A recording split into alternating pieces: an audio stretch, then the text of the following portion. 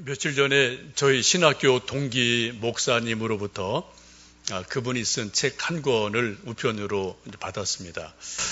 책 제목이 인생 건축술이라는 책입니다. 요즘 막 10월 달에 나온 따끈따끈한 신간인데 부제가 그렇게 돼 있습니다. 책 읽기와 책 짓기로 내 인생을 완성해가는 인생 건축술. 인생을 새롭고 튼실하게 지을 수 있는 8단계 공정을 말하다. 한 권의 책을 짓는 것은 인생을 건축하는 최고의 방법이다. 이런 부제를 단 인생 건축술이라는 책을 좀 받고 지금 반쯤 읽고 있습니다. 이 책을 지은 박성배 목사님은 현재 CBS 방송 아카데미에서 교수로 활동을 하고 있고 또 여기저기 다니면서 책 쓰는 코칭을 하고 또 책을 쓰고 또 이런저런 일을 하고 있는 그런 목회자입니다. 이분에게는 좀 독특한 인생 목회 스토리가 있습니다. 옛날 인천 신공항이 만들어질 때 그 옆에서 개척을 했다가 신도시가 만들어지니까 이제 교회를 신축해서 갔어요.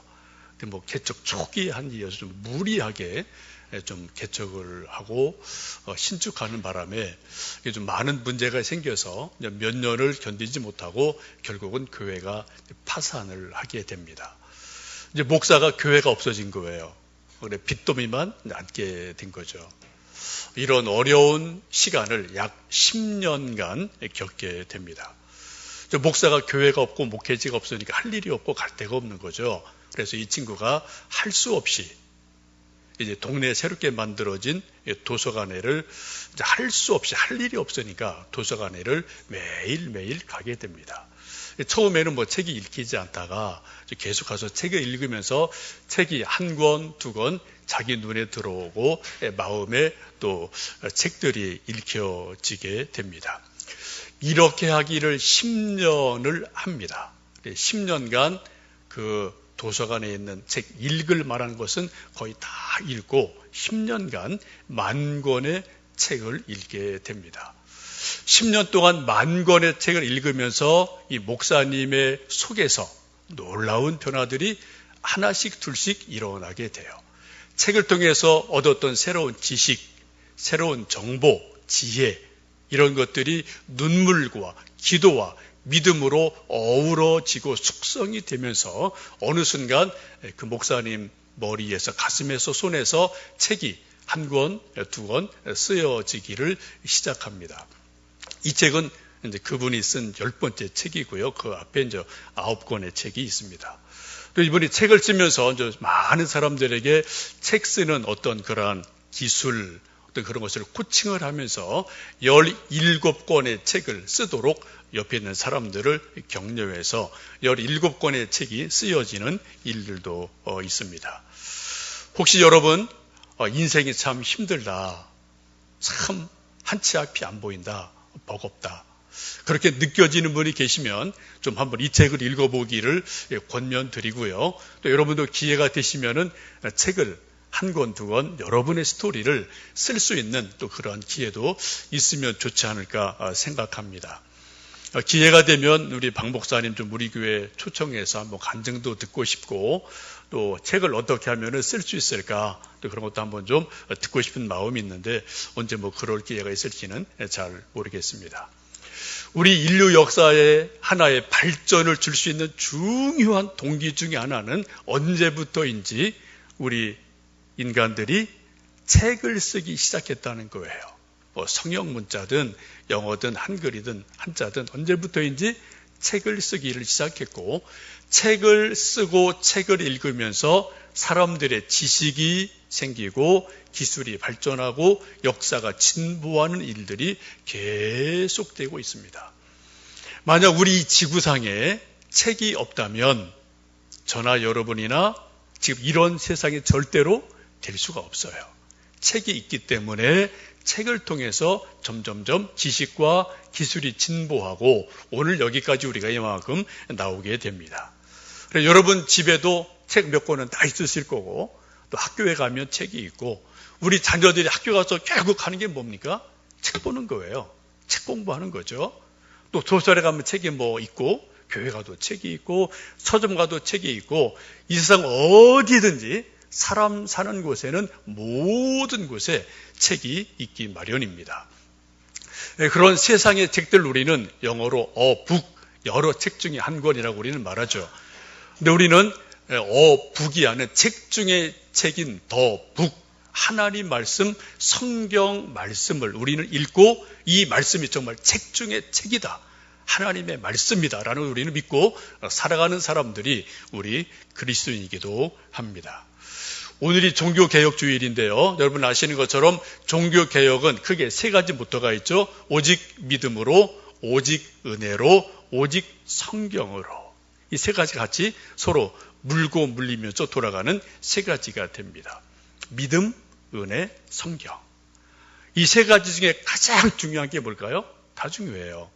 근데 굳이 하나를 꼽으라면은 성경입니다.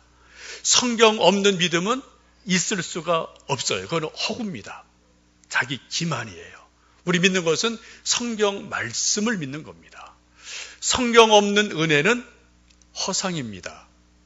성경 없는 은혜 체험은 신비주의로 빠지게 되고 결국은 타락의 길로 가는 것을 우리는 역사 속에서 우리 주변에서 참 많이 보거든요. 혹시 여러분 주변에, 혹시 여러분 자신이 나는 신비 은사가 있다, 그런 분들은 성경 말씀에 더 집중하셔야 돼요. 성경 없는 신비, 성경 없는 은혜 체험은 결국은 삐딱선을 타고 이단으로 가는 그러한 일들을 우리는 주변에서 참 많이 봅니다. 결국 우리 모든 믿음의 시작도 성경이고 과정도 성경이고 마지막 완성도 성경인 것을 우리는 믿고 성경을 늘 대하고 있습니다.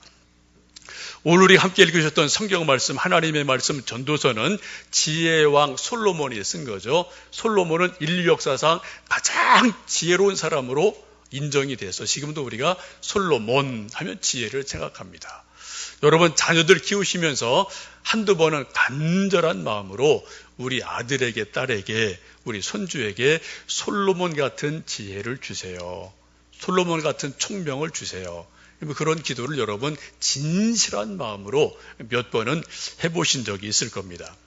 이제 수능시험이 두어 주일 앞에 있고 또 가을 돼서 취업시험을 우리 자녀들이 많이 보고 있는데 이럴 때일수록 여러분 정말 기도하실 때 하나님, 우리 아들에게, 우리 딸에게, 우리 손주, 손녀에게 솔로몬 같은 지혜 주세요. 총명 주세요. 이러한 기도가 여러분 가슴 깊은 곳에서 진심으로 나오게 될 겁니다. 여러분 11월 둘째 주일 수능시험이 있는 그 주간입니다. 그 둘째 주에 추수감사주일을 앞에 두고 저희들이 자녀를 위해서, 가정을 위해서, 베스트 전도 대상자를 위해서 우리가 집중적으로 저녁에 기도하려고 합니다. 여러분 바쁘시더라도 이때는 꼭 나오셔서 우리 자녀를 위해서, 우리 교회에 속한 청년들, 학생들을 위해서, 또 우리 또 전도 대상자 위해서 우리가 함께 좀 열심으로 뜨겁게 기도해서 하나님께서 정말 오늘 말씀처럼 우리 아들, 딸들에게 솔로몬 같은 지혜를 주셔서 뭔가 열매를 맺는 기쁨이 있고 기도 간증이 있는 그러한 일이 되도록 여러분 시간을 꼭 내주시고 동참해 주시기를 간곡히 부탁을 드립니다. 솔로몬을 지혜의 왕이라고 하는데 열왕기상 4장의 말씀을 보시면 하나님께서 솔로몬에게 지혜를 주시는데 바다에 모래같이 주셨다고 그래요. 셀 수 없는 지혜를 주셨다는 거죠. 그리고 또한 애굽의 모든 사람보다 더 뛰어난 지혜를 주셨다고 말씀합니다. 애굽은 그 당시 세계 최고의 제국이었습니다. 그 제국에 있는 모든 스승보다 더 뛰어난 그러한 지혜를 솔로몬에게 주셔서 여러분 유다 나라, 이스라엘 나라 애굽에 비하면 조그만 나라예요. 영토나 국가나 나라 백성이나 아주 조그만 나라인데 오히려 지혜라는 면에서는 솔로몬이 애굽 제국을 압도할 수 있는 그런 대단한 지혜자라고 성경은 말씀을 합니다.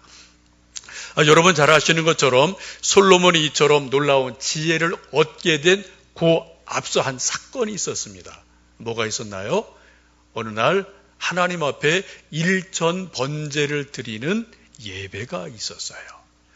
일천 번제를 드린 그날 잠을 잘 때 하나님께서 꿈속에 나타나셔서 솔로몬에게 묻습니다. 내가 너에게 무엇 하여 주기를 원하느냐? 그때 솔로몬이 대답하죠. 하나님, 저에게 지혜를 주십시오 라고 기도를 합니다. 그 결과가 지혜의 왕이 돼요. 여러분, 솔로몬이 지혜의 왕이 된 것은 동전의 양면이 있는데 그 앞에 일천 번제가 있었다. 하나님께 드리는 정성스러운 예배가 있었다. 그 예배를 하나님이 기쁘게 받으시고 선물로 주신 것이 지혜다. 여러분, 이렇게 말씀을 보시면 좋겠습니다. 어느 교회는 일천 번제를 아주 많이 강조하는 교회들이 있습니다. 또 부흥사들도 있죠. 저는 개인적으로 이렇게 일천 번제를 많이 강조하지는 않습니다만, 여러분 마음에 감동이 되시면 어떤 기도 제목이 있을 때 솔로몬 같은 믿음으로, 그러한 바램으로, 기도하는 마음으로 일천 번제 헌금을 드리고 기도하고, 그리고 하나님에게 은혜를 구하는 것도 좋은 믿음의 방법 중에 하나인 것은 틀림이 없습니다. 분명히 솔로몬의 지혜는 일천 번제와 연결이 되어져서 하나님이 주시는 놀라운 선물 중에 하나이거든요. 이 솔로몬의 지혜를 열왕기상 4장에 보시면은 잠언을 3000가지를 지었다. 그 중에 우리가 읽고 있는 이 잠언이 그 중에 한 부분이고, 시를 1005수를 지었다. 근데 그 1005수 중에 시편에 있는 것은 딱 2개밖에 없습니다. 그리고 동물에 대해서, 식물에 대해서, 곤충에 대해서, 새에 대해서, 물고기에 대해서 모든 것을 다 기록했다라고 말씀합니다.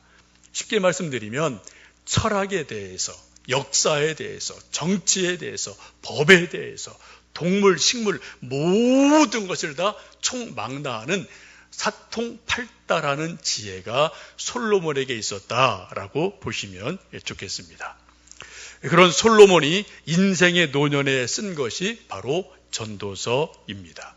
내가 인생을 살아보고 왕으로서 수많은 백성을 다스려보고 재판을 해보고 일저일을 다 겪어보니까 인생이란 것이 이렇더라라고 지금 오늘 전도서 12장에서 마지막 결론적으로 몇 가지를 말씀을 합니다. 인생의 허무에 대해서 이야기를 하고 있죠. 우리 한번 2절에서 8절의 말씀 다시 한번 천천히 읽어보십니다. 해와 빛과 달과 별들이 어둡기 전에, 비 뒤에 구름이 다시 일어나기 전에 그리하라.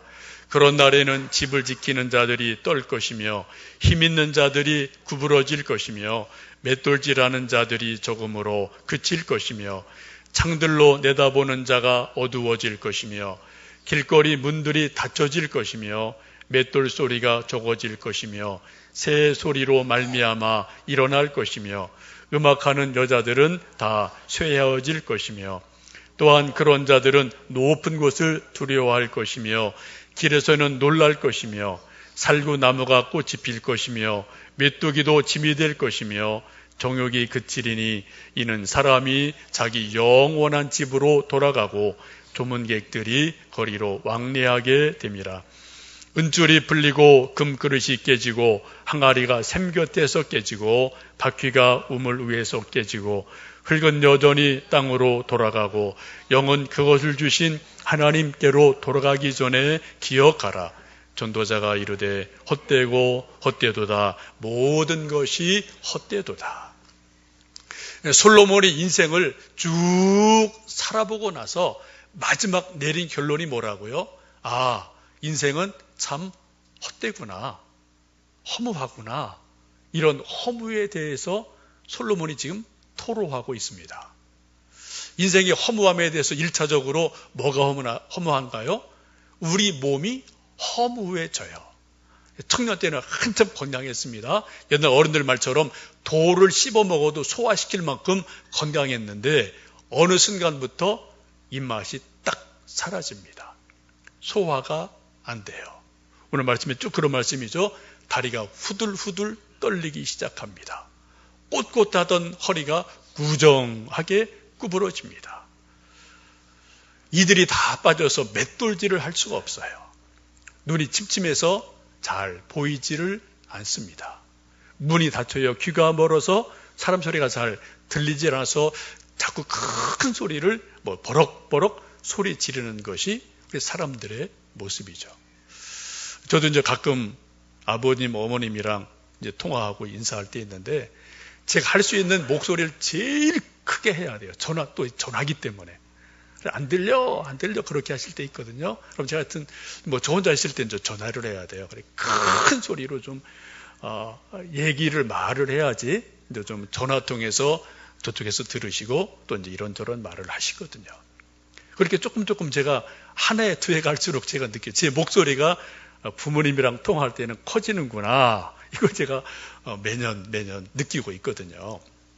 여러분, 인생이 그런 겁니다.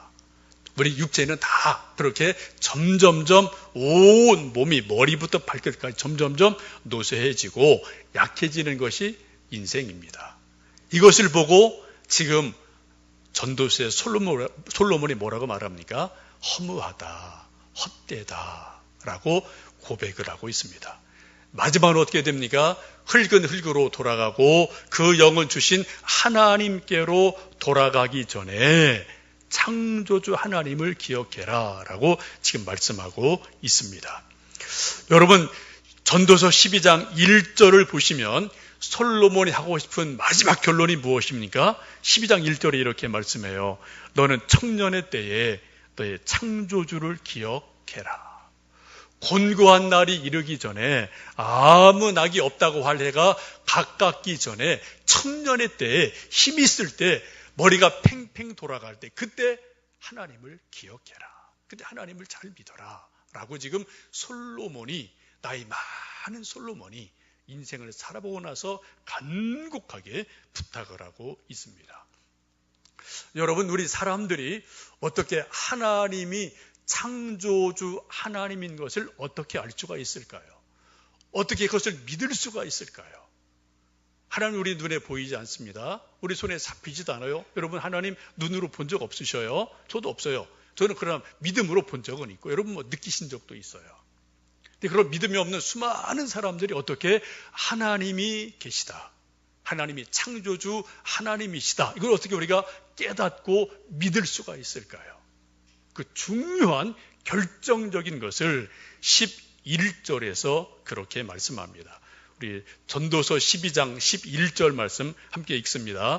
지혜자들의 말씀들은 찌르는 채찍들 같고 회중의 스승들의 말씀들은 잘 박힌 못 같으니 다한 목자가 주신 바인지라. 지금 솔로몬이 하나님의 말씀을 뭐라고 말씀합니까? 찌르는 채찍 같다, 잘 박힌 못 같다. 채찍과 못으로 하나님의 말씀을 비유하고 있습니다. 여러분, 채찍 맞아보신 적 있나요? 한국에서는 채찍 맞을 일이 없죠. 여러분, 회초리 맞아보신 적이 있습니까? 저는 국민학교 때 6학년 때 회초리 참 많이 맞았어요. 조항래 선생님, 지금도 제가 잊지 않습니다. 미워서 잊지 못하는 게 아니에요. 고마워서 잊지를 못해. 진짜 이건 진심이에요. 저희 반 아이들 다 그랬을 거예요. 엄청 맞았어요. 하여튼 회초리로 손, 여기 종아리, 또 그분은 좀 재미난 모습이 있어서 점수 떨어지면은 그 점수 떨어진 것만큼 엉덩이 옷 벗겨놓고 얇은 슬리퍼로다가 이렇게 찰싹 딱딱 때리시거든요. 그럼 슬리퍼가 엉덩이에 딱딱 달라붙으면서 하여튼 엄청 아파요. 또 맞기도 하고 또 우리가 보고 낄낄거리기도 하고 그러던 시절이 지금도 기억이 나는데, 하여튼 그 선생님에게 많은 경로도 받고 혼도 나고 많이 맞았는데, 정말 그분을 미워서 기억하는 것이 아니고요, 정말 고마워서 그분을 저는 지금도 기억하고 있습니다. 어디 계신지 모르겠고 돌아가셨겠죠. 네, 그 정도 연세 되셨으면. 어쨌든 채찍을 참 많이 국민학교 시절에 맞은 기억이 있고, 그래서 공부하도록 격려받은 일이 지금도 있습니다. 여러분, 채찍을 맞으면, 회초리를 맞으면 어떻게 되나요? 정신이 번쩍 들어요. 잠이 싹 달아납니다. 각성이 생겨요. 정신이 번쩍 일어나는 것이 채찍의 효과이기도 합니다. 요즘 학교에서는 채찍이 없죠. 매가 없죠. 저는 개인적으로 좀 불행한 일이라고 저는 개인적으로 봅니다. 과도하지 않은 선에서 학교에 선생님들의 권위가 있고 정당하다면 아이들이 좀 매를 맞아봐야지 각성이 일어나고 또 아이들이 철이 들고 또 이렇게 뭔가 좀 규율이 잡힐 터인데 이게 너무 이게 좀 없어져 버리니까 또 문제가 있지 않나 싶은 생각이 있습니다. 솔로몬이 잠언을 쓰게 되는데 솔로몬 쓴 잠언 23장 13절에 채찍에 대해서 이렇게 말씀합니다. 아이를 훈계하라. 채찍으로 그를 때릴지라도 그가 죽지 아니하리라. 내가 그를 채찍으로 때리면 그의 영혼을 스올에서 지옥에서 구원하리라. 이게 솔로몬의 지혜고 솔로몬의 잠언입니다. 아이들 어떻게 하라고요? 채찍으로 때려라. 폭력 행사라는 게 아니에요. 여러분 이거 선을 잘 그셔야 돼요. 폭력과 교훈으로서의 채찍은 이게 다른 겁니다. 지금 솔로몬은 아이들에게 채찍질 해라.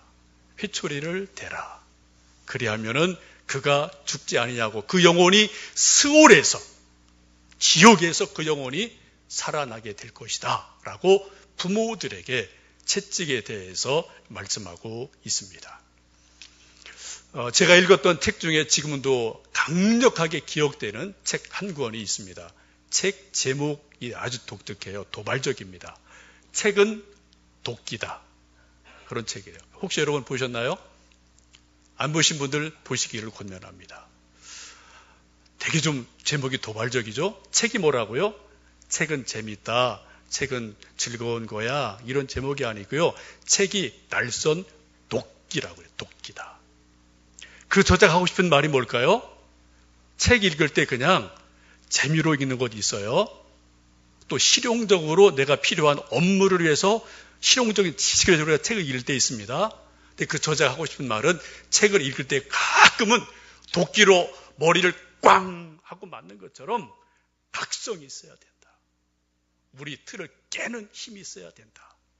여러분 도끼로 우리 머리통을 한번 맞았다고 생각해 보세요. 큰일 나죠, 그죠?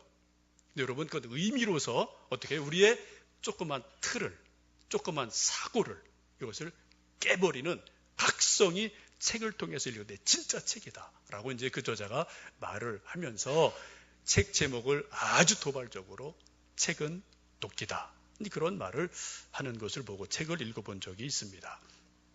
여러분 성경 말씀을 지금 솔로몬은 뭐라고 말씀합니까? 채찍이다 라고 말씀하고 있어요.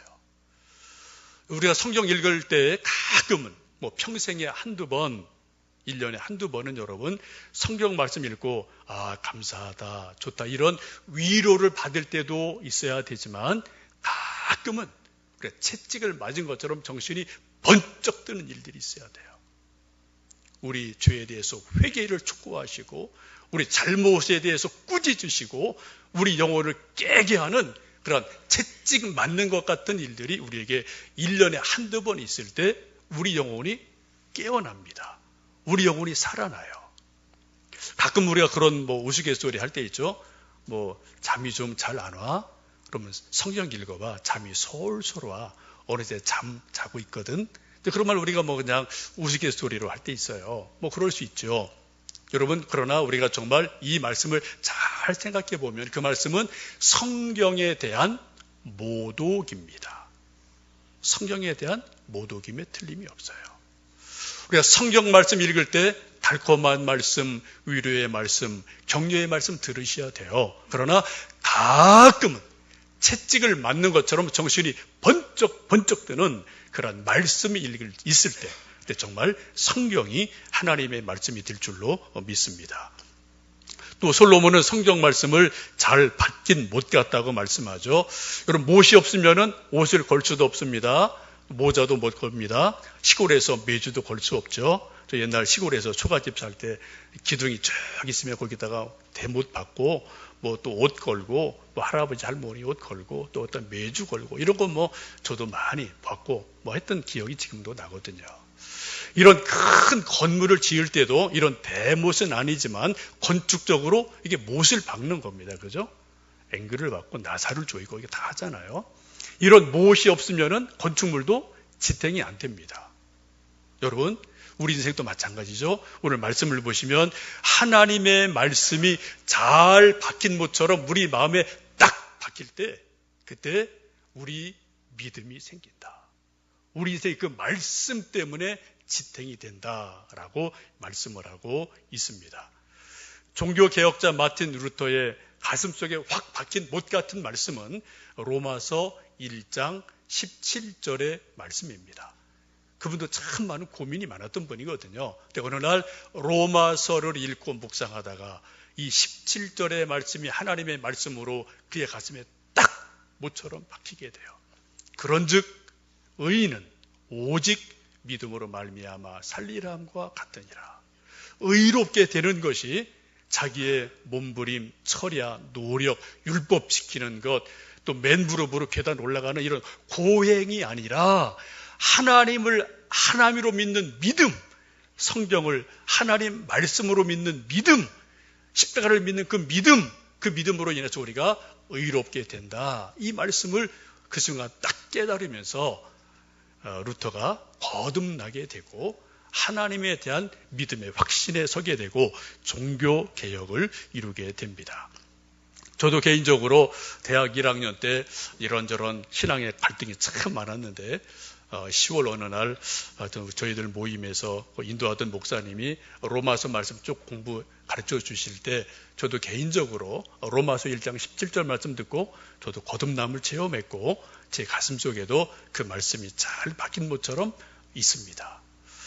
여러분, 여러분의 마음속에, 여러분의 인생 속에 잘 박힌 것처럼 딱 박혀있는 하나님의 말씀, 한 말씀, 두 말씀, 그게 뭐가 있으신가요? 그 말씀이 분명하면 우리가 인생이 흔들리고 엎어지고 넘어져 다시 일어날 수가 있어요. 왜요? 잘 박힌 못이 나를 딱 붙들어 주거든요. 이것을 이사야 선지자는 26장 3절에서 이렇게 말씀합니다. 주께서 심지가 견고한 자를 평강의 평강으로 인도하시리니 이는 그가 주를 의뢰함이니이다. 하나님의 말씀을 딱 붙드는 사람을 어떤 사람으로라고요? 심지가 견고한 사람이다. 흔들리지 않는다.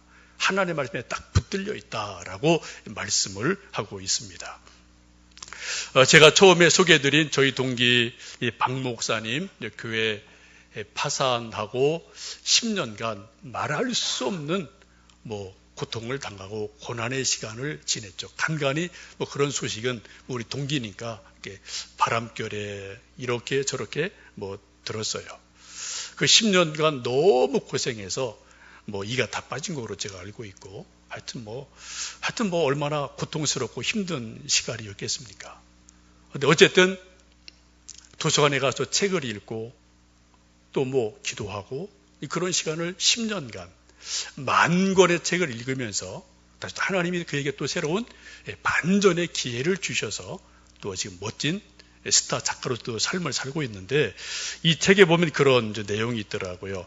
자기가 가장 힘들었을 때 소위 인생의 바닥을 친다는 말이 있죠. 바닥을 치고 있을 때 그때 도서관에서 어느 날 우연히 거기 있는 거 제가 거의 다 읽었으니까 완벽의 충동이라는 책을 읽다가 징기스칸에 대한 그러한 한 구절을 읽고 용기를 얻게 됩니다. 이런 내용입니다. 가난하다고 탓하지 마라. 나는 들쥐를 잡아먹으며 연명했다.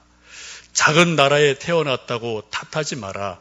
나의 병사들은 적들의 100분의 1, 200분의 1에 불과하지만 세계를 정복했다. 너무 막막해 포기하겠다고 말하지 마라. 나는 목에 칼을 쓰고도 탈출했고 뺨에 화살을 맞고도 살아났다. 이 책을 읽는 순간 이 친구 목사의 마음속에 뭔가 확 다가오는 그런 감동이 있었던 거죠. 특별히 가난하다고 탓하지 마라. 나는 들쥐 잡아먹으면서 하루하루 연명했다.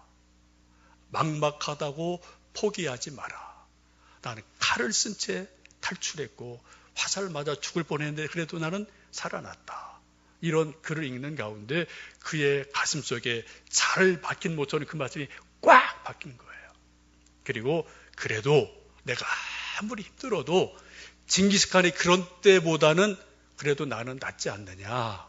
그런 용기가 생기면서 다시 바닥을 치고 다시 일어서게 되는 그런 중요한 계기가 됐다. 그런 고백을 이 책에서 하는 것을 볼 수가 있습니다.